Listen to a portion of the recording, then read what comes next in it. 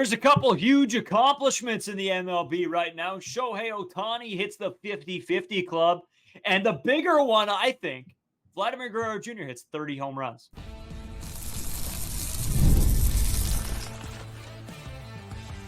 You are Locked On Blue Jays, your daily Toronto Blue Jays podcast.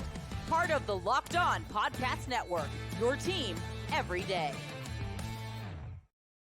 Welcome back to Locked On Blue Jays. Thank you for making Locked On Blue Jays your first listen every day. We are free and available wherever you get your podcasts and on YouTube. Part of the Locked On Podcast Network, your team every day.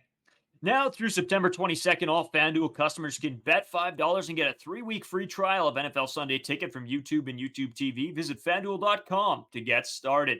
As always, I'm Braden Iwasco. He's Carter First. You can find us on Twitter, Braden 5 Iwasco, Carter First too, as well on Instagram and TikTok at Locked On Blue Jays as well. If you're new here on YouTube, you can drop a subscription. Really helps us out a ton and keeps you guys up to date on all your Blue Jays information. If you're listening anywhere else, you can go over to the YouTubes in case there's any lives, any shorts, anything like that you guys are missing out on. Go check out the YouTube. Drop a sub there. It does really help us out. We're getting very close to 1,600.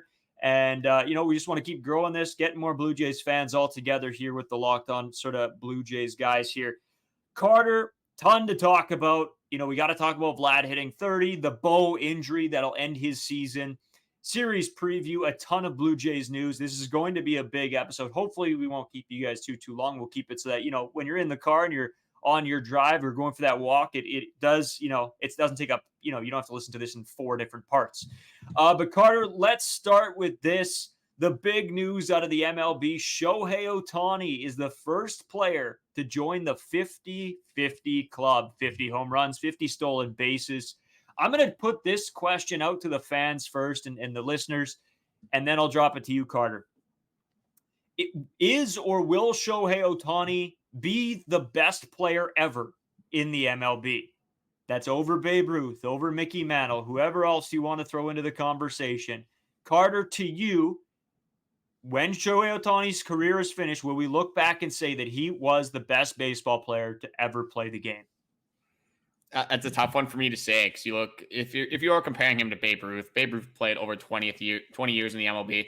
Shohei Ohtani, is what, 30 now already, and he's in his second year, I believe, in the MLB. So you got a long way to go and a short time to get there. You got about 12 years if you're Shohei, maybe more. Again, you have maybe the longevity is a little bit better than the average player, as not the average player can't pitch and hit as well as Shohei Ohtani does. So is it the most crazy thing ever that for Shohei Ohtani to play to 45? Maybe not. He's proved a lot of people wrong before. But I thought you were going to start with the bigger history that we got. First time in franchise history, a player under 25 hit 30 home runs 3 times for the Toronto Blue Jays. Bigger history that's more important to us. That's Vladimir Guerrero Jr. Congrats to him. But with Shohei, what a year. Just this guy is unbelievable. When you can focus just on one thing, he ramps it up that much more. 50 home runs, 50 stolen bases. I could see this guy getting 60 stolen bases. I could probably see him getting 55 home runs somehow as well. A little bit of stat padding going on today, though, Shohei. I don't know if the fans are going to love that one. You're hitting bombs off of position players.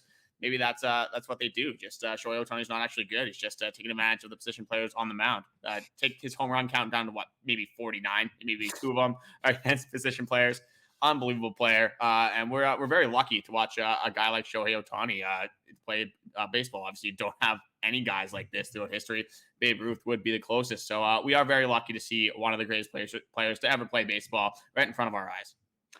Yeah, Carter, maybe the discussion one day will become of who's the best hitter ever in the MLB. And you're going to have guys like Aaron Judge, Barry Bonds, for those of you who, there's some argument going on still with Barry Bonds to this day.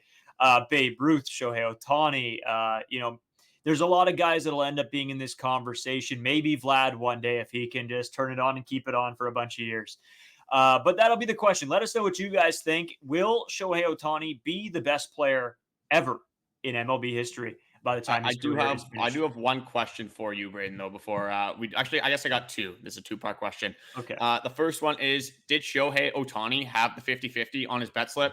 Or maybe was that more of an interpreter thing? Do you think they both had it? Do you think there was a shared bet?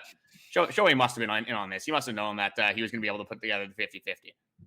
I will say yes to both. I think they were betting on himself. If a gambler, whatever. We're not going to get into it. We're not going to get into it. I don't want to start the debates again.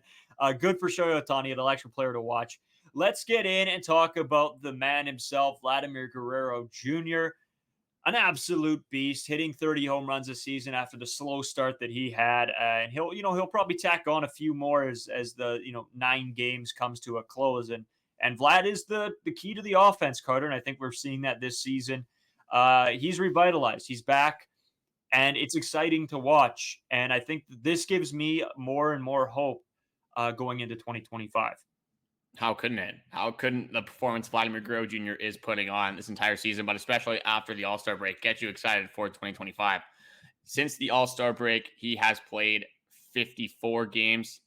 Opposed to that, 96 games. Before the All-Star break, he has more home runs after the All-Star break than he did before the All-Star break. 16 home runs after, 14 coming before, an OPS of almost 1,200. He's been one of the best players in baseball since the All-Star break. He's been one of the best players in baseball the entire season. Hasn't necessarily been on the Shohei Ohtani level, so I won't quite give him the best player in baseball. Aaron Judge might have something to say about that as well. Bobby Witt, you got some guys, but again, when we're talking about Vladimir Guerrero Jr., maybe he's not the best player in the league right now, but you have the potential to be. He's in the conversation. How often do guys like this come around when people are saying trade Vladdy, trade Bo, and all this saga, this context about these two players? This is the end goal. You want guys like Vladimir Guerrero Jr. Want guys like Bo Bichette. You want guys like Shohei Ohtani, Aaron Judge, Bobby Witt, you name it. You want these cornerstone players, these players that are going to be the face of your franchise. They don't come around too often. How many players are better than Vladimir Guerrero Jr. in the league right now? Again, we could go on the soft side and maybe say, there's 15 hitters. I think that's being maybe even a little bit crazy right now, saying there's 15 hitters better than Vladimir Guerrero Jr. in baseball right now. So saying that, you're looking for the 1% of baseball players that are going to be better than Vladimir Guerrero Jr. You're not going to hit on those too often. You're probably going to more likely to win the lottery than you are to hit on Vladimir Guerrero Jr. again. So pay the man. What more does this guy have to do? So make him a Blue Jay for life, whether it's 10 years, 12 years, 15 years. Doesn't if you want to sign Vladdy to 45 until he's 45 years old, good for it. Go for it. I'm not going to complain. Vladimir Guerrero Jr. is one of the best guys I've seen on the Toronto Blue Jays in a very long time. Maybe by the time his career is done, he can be one of the best Blue Jays ever to play for this franchise. So for what we've seen in Vladimir Guerrero Jr. with such a small sample size, this guy's only 25 years old. I guess you shouldn't say the sample size is small, but he's so young. He's still at the start of his career. He could have 15 more years going on in his career. Maybe hasn't even hit his prime yet. So hopefully he could be under contract, and we don't have to worry about the money too much when Vladimir Guerrero Jr. does get to his prime. Yeah, and that'll be the question, right? Is can Vladimir Guerrero Jr. keep this up for the many years that the contract eventually will be? And I think that's the big question, is what will this contract look like? We're going to talk about this so much more going into the offseason because it is such an important conversation to have. Vladimir Guerrero Jr., as Carter pointed out, is the face of this franchise and one of the best players in baseball right now. And to not lock him up for this contract would be a complete, slap in the face to all Blue Jays fans and all baseball fans out there. We'll have to wait and see, that's for sure. But Carter, we have a game to get into. Vlad, great day for him. Exceptional. Love to see it. It is fantastic. I know there was some quotes from Vlad as well, so we'll get into those quotes before we get into the game. Carter, what did Vlad have to say on his third time hitting 30 home runs? Yeah, he's obviously pretty excited. 30 home runs. It's quite the feat, as much as maybe that number doesn't pop off the page when you get the 48 that we got in 2021. But you look at the MLB right now, you look at how many players have hit 30 home runs. There's not a lot of them. You can almost count them on your fingers. So you got to give Vladdy his props. What a year from Vladimir Guerrero Jr. So obviously reached 30 home runs this season. This is reported by Ben Nicholson-Smith.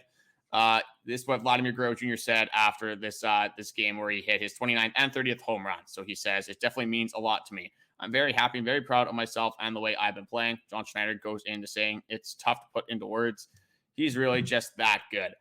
John Schneider has been very quick and very adamant about saying Vladimir Guerrero Jr. is an unbelievable baseball player. And I mean, John Schneider, I'm not going to give you too many props here because I think I could be blind and I could probably still know that Vladimir Guerrero Jr. is a good baseball player. This guy is just ridiculous. It's nice to get that his teammates are giving him his flowers because they are well-deserved. I think it was Luis de los Santos that after he hit his 30th home run, I think he was very quick to get that home run jacket and run up the dugout stairs to get it out to him. But it's nice to see that Vladimir Guerrero Jr. is loving life right now, because he should be, and he has been one of the only reasons why this Toronto Blue Jays season has had some sort of enjoyment down the stretch as we play into the month of September with unfortunately not a lot of meaningful baseball. Yeah, Carter, and we always talk about what he can do and what he means to this franchise and what he's going to mean going forward. But I think the biggest thing is, and that we all have to remember, this is a guy that they plan to build around, right? This was him and Bo were the two guys that they wanted to build the franchise around, and they're here. They're here. They're in their prime. Bo Bichette, I have no doubt in my mind that we'll be back next year playing as Bo Bichette if they can get a deal done this offseason for an extension. This is the prime here. This is the time. Push the chips into the middle. Go all in. That's what I want to see from Ross Atkins, Rogers, everybody. Go all in. Bring a World Series back to Toronto. And in doing so, you're going to have to spend some coin. We talked about the bullpen. We talked about different guys earning more money. Everybody's starting to earn more money, so you got to be willing to shell it out. And you got to make the right moves, Carter. And we're going to break all that down going into this off season and sort of throughout of who's worth what. Are they worth bringing to the Toronto Blue Jays? So we'll get into all of that coming up. But Carter, let's get right into the game today. Let's start off with our man Kevin Gausman. Goes an absolutely great day before leaving the game with an injury. He pitches 5 innings, no hits, no runs, 6 strikeouts, 1 walk. He looked really, really good today, Carter. He looked really good, but he said that he didn't feel that good, which was fairly interesting. Looking at Gausman and his stat line, only had the 1 walk through 5 innings. Not a lot of pitches. This goes with the theme. It's just every single time you have something good going on in Toronto Blue Jays line, you get a possible no-hitter from Kevin Gausman, and it all gets shut down because he leaves in the middle or at the end of the 5th inning with some lower back soreness and stiffness. I think it was Henny Cabrera. I can't remember exactly what it was. It was in the 7th inning. I can't remember what I ate for breakfast this morning, unfortunately. But a good play by Ernie Clement with a nice tag. The first hit of the ball game in that inning. You get the runner out at second base. Nathan Lucas with a good throw. Guy just continues to make his case why I'm going to be behind him this offseason, advocating for him to make the starting lineup. Just he's slowly but surely getting me to go all in on Nathan Lucas. I'm starting to love this guy play for the Toronto Blue Jays. But just looking at Kevin Gausman, back to the man of the hour. I get sidetracked pretty easily on this podcast. I love talking about Toronto Blue Jays baseball, obviously. Kevin Gausman, this could have been a no-hit outing for Kevin Gausman. He still had a lot in the tank. Still looked like he was going to be effective. But again, like I said, he said himself, didn't necessarily think that he had his best stuff today. So it was from Keegan Matheson. He found it interesting from Gausman. Gausman said that he actually would have left his start even earlier when he was younger, but he knows now what's serious and what he can and can't pitch through. And that's just all the experience. That's an interesting claim from Kevin Gausman, because obviously he said at the start of his outing, didn't necessarily feel like his best, would have left it if he was younger. But with that experience, I don't know if this is a good or bad thing for me. You're with Kevin Gausman, you find something isn't exactly right, and we have 10 games left in the season, and he goes out and pitches anyway. If I'm Gausman and I'm like John Schneider, Pete Walker, anyone in this dugout, I want Kevin Gausman to tell me, and he's probably not pitching this game with where we are in the Toronto Blue Jays season. But you got to trust Kevin Gausman. He's a veteran. He's got to know his own body better than anyone. But you would think at this point of the year, if Kevin Gausman isn't 100%, he probably just wouldn't go out there. So I'm going to give him the benefit of the doubt here. But that is definitely an interesting piece reported by Keegan Matheson. Yeah, and I agree with you. I think at this stage in the Blue Jays season, you have to be well aware of the position that you're putting yourself and your team into, right? In the sense that, okay, if you feel off, if you feel like there might be a lingering injury, your first decision has to be get me out of this baseball game, because you don't want to risk an injury going into the offseason, or worst case, going into 2025, where this team is looking to bounce back and again contend in the playoffs. Will that happen again? I always talk about contending in the playoffs. Will that happen? I don't know. You don't know. Nobody knows. We're going to have to see what moves are made. But that is the end goal. And I don't necessarily know if that, I don't think that end goal gets any easier if with missing Kevin Gausman. There's no way it does. You do hope that you're going to have some starting pitching depth going into 2025, but you definitely don't want to start that with Kevin Gausman getting injured at the end of 2024 and possibly missing time in 2025. Just for me, when you're at this part of the season, again, I'm giving Kevin Gausman the benefit of the doubt. Clearly, it wasn't anything serious. I think Kevin Gausman would know that if it's something even remotely serious, you probably got to get out of that game. He's been, again, in the league for more than enough time now that he should know what he can and can't do. But again, going into this, Kevin Gausman just not feeling great today. He even said himself, weird day for me. I really didn't think today was going to be a day that I was going to throw a no-hitter, to be honest, with how bad I felt physically. I don't know how I didn't give up any hits, to be honest. So, like, again, what a weird day from Kevin Gausman. Just kind of a weird time in Toronto Blue Jays land.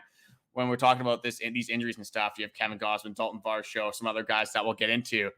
It's almost, we just have to call for the Toronto Blue Jays season to be shut down at this point. I don't think a lot of good is going to come out of this. Let's just forfeit the last 9 games of the season, get in on Ethan Holiday, and actually save the careers maybe of some Toronto Blue Jays players, because these last 3 days have been absolutely nuts. But back into some game stuff. I only have a couple more things I want to get into. Second inning, Ernie Clement tries to kind of get out of the way of an inside fastball, starts to swing. I think he was sitting fastball, but realizes it's coming in. I thought he had a check swing on that part. Didn't get called check swing, got called for the strikeout. We talked about this before about John Schneider. We want him to get kicked out. This was a perfect situation for John Schneider to have his boys back and get kicked out in, honestly, a meaningless game. Probably wouldn't have been a whole lot of reason to, other than get the boys fired up, to get me fired up, get you fired up, the fans, just everyone getting excited, watching John Schneider blow a gasket on live TV. Wish you would have did that in this instance. Didn't end up doing it. Definitely loses some of those tough man points in my books. But Braden, you got anything to comment about this situation? Yeah. Now, I usually 98% of the time agree with you on this take on the, wanting to see emotion from the manager, knowing the times, knowing when to have your guys back and getting tossed. I'm usually in for it. Usually there's a reason. I actually just had this conversation with a couple friends of ours the other day, just talking about that, in sports, it's never really about the call. It's about controlling your players, controlling the reaction, controlling the fans, controlling the atmosphere. And in this situation, Carter, most of the time I would agree, but it's so far past the point of competing for a playoff spot. It's not getting anywhere. I don't really fault him anything for not doing that in this game, in this situation. It's too far gone. The players know it. The coaches know it. The fans know it. The other team knows it. I think it's sort of a moot point at this time. Oh, it wouldn't help at all. Like, it wouldn't even affect the Toronto Blue Jays whatsoever. It'd just be fun to see John Schneider absolutely get after it and get fired up for the Toronto Blue Jays. And also, you're playing the Texas Rangers. Obviously, that's true. Okay. You won me over. There's some history back with these two teams. So in any scenario, if you can get the Blue Jays fired up against the Texas Rangers, New York Yankees, any of these teams that we have history against, I think you got to take the opportunity. You got to do it. Again, yeah, is it for the baseball? Absolutely not. Is it going to change anything? No, it's not. It's just going to be something exciting and something to get a little bit of a rivalry game, a little bit more anticipated and lively, as obviously both teams are not going to be in the 2024 playoffs. Probably worse for the Texas Rangers than the Toronto Blue Jays going World Series and then not making the playoffs. The Toronto Blue Jays going from first round exits to, I guess you could say, in the same spot they would have been last year anyway. So again, it is what it is. But again, you would like to see your team make the playoffs. It doesn't end up happening. Kind of is what it is on this point. The last thing I wanted to get into is this team. You win 4-0. Obviously, Vladimir Guerrero Jr., 2 home runs. His home runs get out of the ballpark quicker than anyone's. Absolutely insane stuff.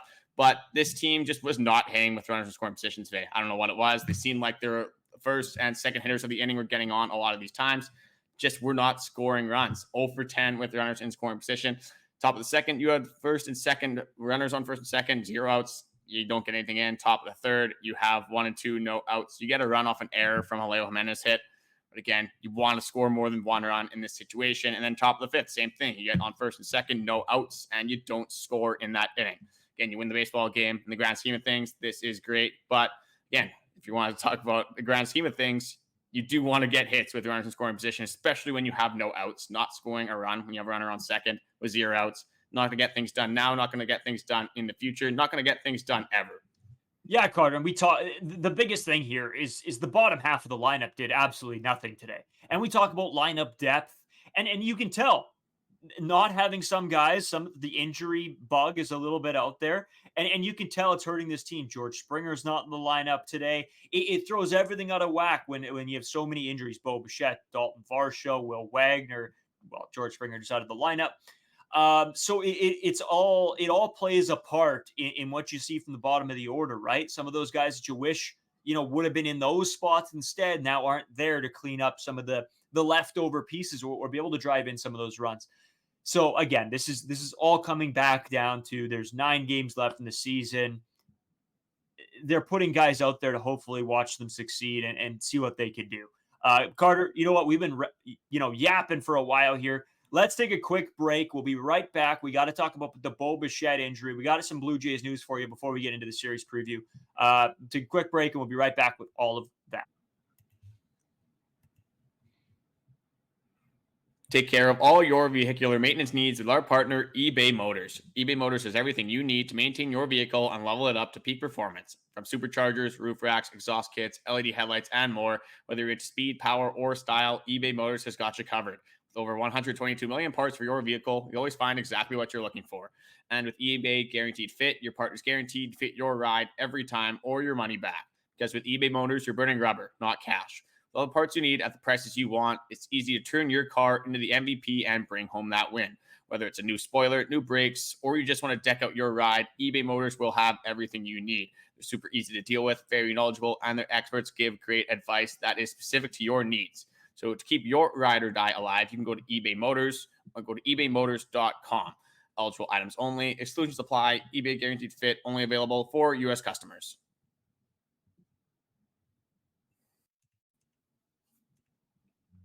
So, Carter, we talked about the lineup out with a bunch of injuries. It seems like everybody's got injuries right now. And Bo Bichette, after coming off a 2-month IR, whatever you want to call it, stint, he comes back for 1 game, excited more than ever to play some Blue Jays baseball. And now is out with a broken finger, Carter, or fractured finger, I should say. And now will miss the rest of the season. If this isn't just classic of what's happening this season, I don't know what else would be. Bo Bichette might just be like our generation's Joey Votto. Like this, it's kind of just like Joey Votto part 2. He obviously plays at the start of the season. We'll pretend like that didn't happen. He has this little insanity move. Joey Votto's was the home run off Zach Wheeler. Bo Bichette just comes back, sticks his face around, and goes 2 for 5. Just say, hey, well, how are you guys doing? I'm still on this team. Just to show his face. And then somehow in pregame warmups, just took a ground ball, which he does before every single game. He's probably been doing that for his entire career. He's probably been doing that since he's a teenager.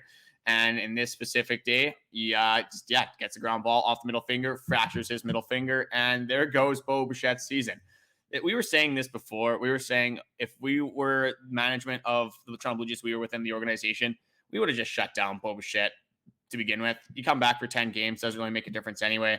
Just this wasn't the year of Bo Bichette. And clearly after this is just not the year of Bo Bichette. Very unfortunate injury. Again, we don't have any video clips or anything to see what exactly happened. Just the reports just seem like just a routine day. Nothing crazy happening to Bo Bichette, but just crazy how you get 2 players throughout the year that just should be ready to play. You get rumored, and this big everyone's getting together and they're making like this big thing. It's like, oh, Bo Bichette's coming back. He's coming back. They're getting the excitement around it. And then you get this where Bo Bichette is shut down for the rest of the season. In the long haul, probably a good thing. You get your prospects to play more, probably contributes to the tankathon, which in the grand scheme of things is good for the Toronto Blue Jays, but definitely wanted to see Bo Bichette play. But again, probably the best for the Blue Jays organization that he does just take the rest and enjoys his offseason. Yeah, it sort of pisses me off, to be honest with you. We talked about this, and you brought it up. Why not just shut him down for the year? What is the problem, or why would you want him to come back for 10 games and risk another injury? We talked about this, and sure enough, he fractures his finger. I just don't know, Carter. I think this was a bonehead decision trying to bring him back, and maybe it was Bo Bichette trying to push to get back into the lineup and get a couple at-bats. Either way, just a bonehead decision to me, and it upsets me because now it's going to linger into the off season. And yes, it's probably not the biggest thing; it's a fractured finger, but at the end of the day, it's going to hinder your off season. So here we go again. Bo Bichette, take the time to heal properly and just stay away from baseball for a few weeks. That's all we ask. Well, and I know I brought this up in the other segment, but let's go over the last week here. Alejandro Kirk on the IL, Dalton Varsho on the IL, Will Wagner on the IL, Kevin Gausman now has some injuries things. Bo Bichette, Vladimir Guerrero Jr. was limping a little while ago. What is there left for the Toronto Blue Jays season? Like, do we have anything left to achieve here? I really don't think so. Like, Bowden Francis, yeah, I want to see him close out a season and have a great year. Maybe George Springer getting to 20 home runs. George Springer wasn't even in the lineup in this last game either. Don't necessarily think that was that due to injury, but at this point, who knows? Maybe everyone's just getting injured, and we got the injury bug on the Toronto Blue Jays. I'm just hoping for the last 9 games of the year, just hopefully this team can stay healthy. Hopefully nobody has a season-ending injury, knock on wood, God forbid. Let's just go into 2025 with the 2024 team, I guess, that we had post All-Star break. It's getting to the point where, yeah, there's nothing to play for at this point. Absolutely nothing. You want to see your team play good? Absolutely. You want to see the Blue Jays win some baseball games, but in the grand scheme of things, are fans going to remember the 9 games of 2024? Or are they going to remember a big name player maybe not being ready for 2025, that spring training or that opening day game because of things that happened in 2024? Again, it's a lot of speculation. The odds of this happening are very low. Again, knock on wood. We don't want to speak this into existence, but you'd think if you could have the possibility to shut down the Toronto Blue Jays season for 2024, you probably would do that. I think you'd just have to kind of take your losses and just regroup for 2025. Obviously can't do that. Going to have to play out. Just hopefully Toronto Blue Jays can be careful. No more injuries. Again, just praying to the gods, no more injuries for the Toronto Blue Jays squad. Yeah, Carter, and in saying this again, there's 9 games left. There were roster moves made because of the Bo Bichette injury, because of everything else. I know you're going to tell us what they are, Carter, and that's great. But at the end of the day, I don't even care anymore. Just run the guys you have. I know you have to make a move, but I don't care. You can tell us what they are. I don't care. Tell us what they are. See, I care a little bit more about this specific one than obviously you do. With that, again, yeah, it probably wouldn't be the worst thing to run with your guys. Again, there's 9 games left. You got guys on your bench that aren't even playing anyway, like Luis De Los Santos. Not really sure why he's with the Major League team. You got guys like Stuart Peroa, who just never plays, just literally sits on the bench. Not sure why he is with the Major League team. But you call up Jonathan Clase, a trade piece that you got at this trade deadline from AAA, will be active for the game. This is the speedster, so it will be fun to watch this guy. And for that sense, I am a little bit, I'm not going to say happy, but it's nice to see that you get a prospect. You get to see what he can do at the MLB level. And then you get, you recall Dylan Tate from AAA. Luis Freis is optioned. That one, I'm like, who cares at this point? So again, our 8th reliever, we're just looking for something to stick. I'm glad the Toronto Blue Jays are kind of going through this trial and error process. Jose Cuas, you have Freis. There's probably a bunch. Yari Rodriguez is another one as you go through the list. Got a little bit of a revolving door going on here in the Toronto Blue Jays bullpen. That just speaks to how bad this bullpen has been. But one thing on a more serious note that I wanted to get into is if you guys do remember, we did cover on the podcast, but it was June 1st where Peyton Henry did take a backswing to the back of the head and was on the turf for several minutes, had to get escorted out by an ambulance, did not play any baseball games up until Wednesday night. He was out with a concussion for 3.5 months. A very scary injury. I believe that game didn't end up finishing as well. So very nice to see Peyton Henry back, a catcher that might have been called up if he was available earlier instead of this Tyler Heineman signing. But from such a scary injury, definitely nice to see Peyton Henry back and playing baseball again with the Bisons. Yeah, and you know, Carter, whenever these injuries happen, right, you sort of, we always talk about taking a step away from baseball, and this is one of them, right? So just to see the guy be able to get back on the field and you know, compete again, that's the key in all of this. And so happy for him that he's been able to get back on the field this season, and you know, wishing him all the best as well. And Carter, yeah, besides that, my man, I mean, you know, I don't read anything more into these injuries. I don't want to talk about necessarily a guy being out for 3.5 months due to sort of a brutal incident, and hopefully we don't have to anymore. But in saying that, Carter, we always want to thank everybody listening for making us their first listen. But if you guys want to hear the major MLB storylines, the big things going on in the entirety of the MLB, you can go check out Locked On MLB with host Paul Sullivan. Sully, our guy. Go check him out. He runs a really fun show over there. So you can go check that out anywhere you listen to podcasts or on YouTube at Locked On Blue Jays. Carter, we still got a series to preview, so we'll get right on into that right after this quick break. Today's episode brought to you by FanDuel. You guys all know I'm a huge fan of FanDuel. I use it all the time. It's my go-to app on my phone because why wouldn't it be? I like winning money, and if I use their same game parlays, I usually do. And you've heard us talk about them so much, America's #1 sportsbook. Well, now they have something a little different for you. Now through September 22nd, all FanDuel customers can bet $5 and get a 3-week free trial of NFL Sunday Ticket from YouTube and YouTube TV. Then with the YouTube TV base plan, you'll be able to watch every regular season Sunday afternoon out of market game. All you need is a Google account and a current form of payment, and you can cancel anytime. We're big NFL guys as well. We're into the fantasy. We're into betting on the NFL, and FanDuel is the perfect place to do that. So you might as well go take advantage of being able to watch some games on the YouTube TV app. So, Carter, we went over sort of everything, all the big storylines out of today. Quite a few, honestly, for this Friday episode. But the Blue Jays have another series, and we have another series to preview. So let's get right into it, Carter. I got sort of the pitching probables here for the next couple days.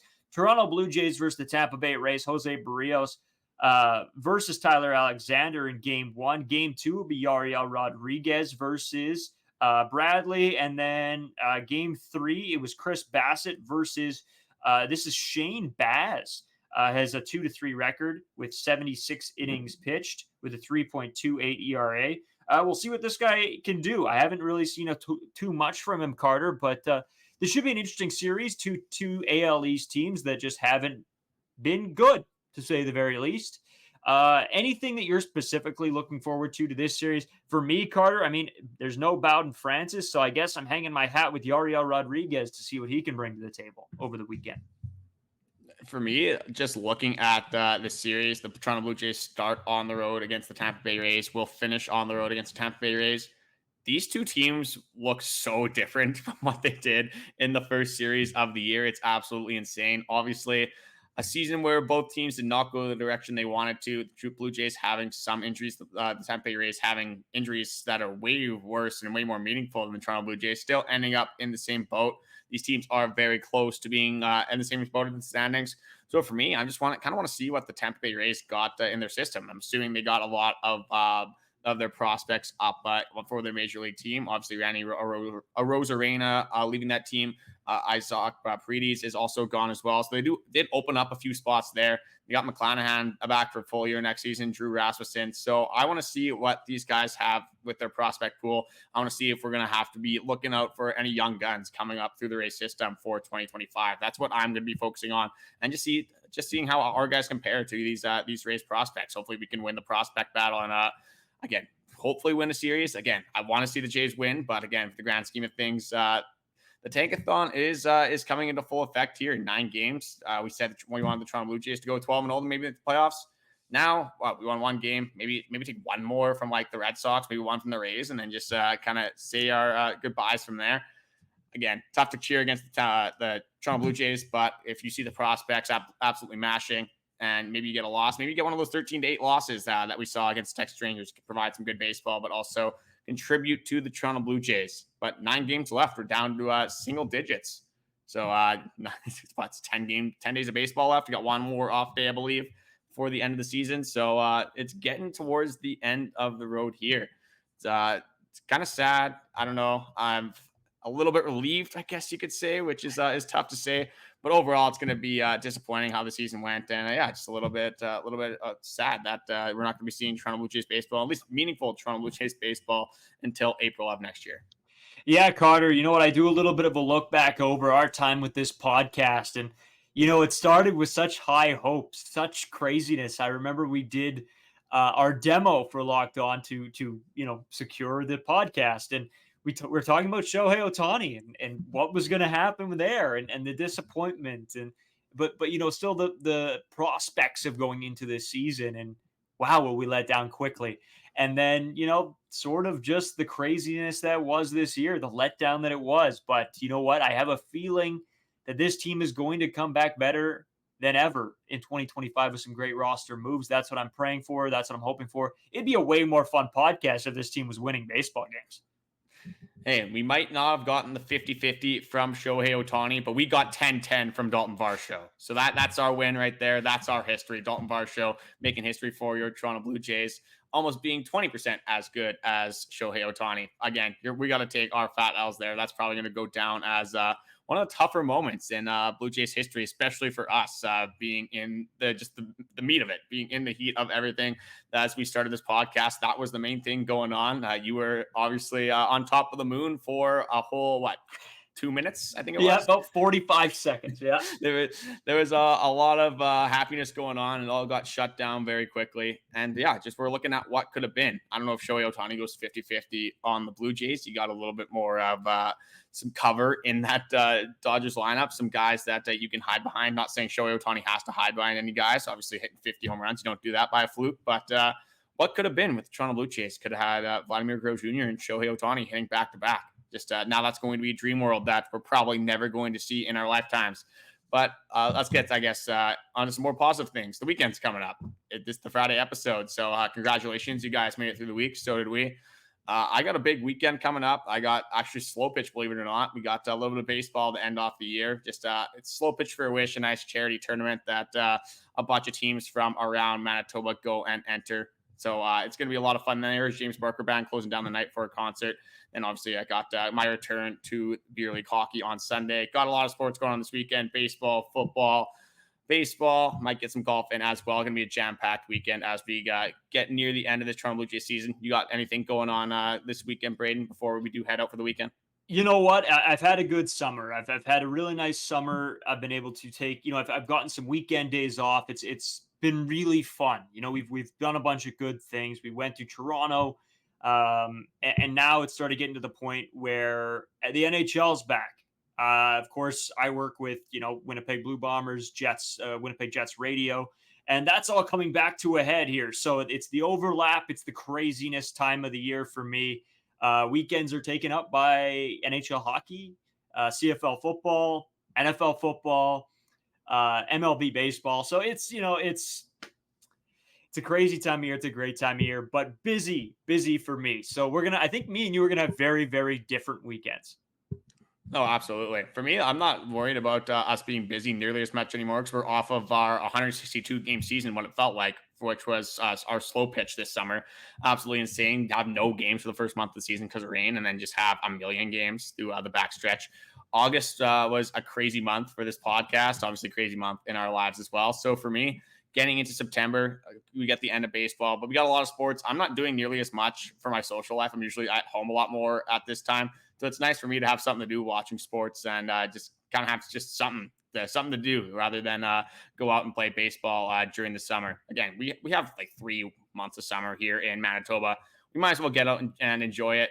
Or else you're stuck in your house for the 9 months, which is what is going to happen for the next probably 8 months for me. But to end this off, just want to say thank you guys for watching, likes, comments, everything recently has been appreciated. Sticking around with us in the kind of the dog days of the Blue Jays season. Again, want them to be in a playoff push right now. Last year at this time was so much more fun than we are right now. I am taking a first-round exit any single day of the week than not making the playoffs. There was a debate last year when we lost. I don't think there's a debate now. I want my team to have at least you get excited about playoffs. You kind of get all the hype, even if your team has no chance of winning a World Series. Still fun to get excited about a Toronto Blue Jays baseball team. But Braden, I guess one more time, I'll throw it over to you. Anything else to add before we do actually, believe it or not, head into the weekend and try not to lie to the people one more time? Yeah, we, as always, want to thank you guys for making us your first listen. If you want to find somewhere to put your second listen, make sure you check out Locked On MLB with host Paul Sullivan. Sully, I always talk about him. Our guy, he runs a great show. He puts in the time, he puts in the effort to bring you guys all the big storylines. So again, you're Blue Jays fans. We know you're Blue Jays fans, and that's why you're here. But if you're fans of the entirety of the MLB and baseball in general, you can check that out as well. And he has some great insight for that as well. So as well, guys, have a great weekend. I think I said as well 9 times there. Have a great weekend. Let's get out of here. It's late. I'm tired. Let's kick off the weekend right.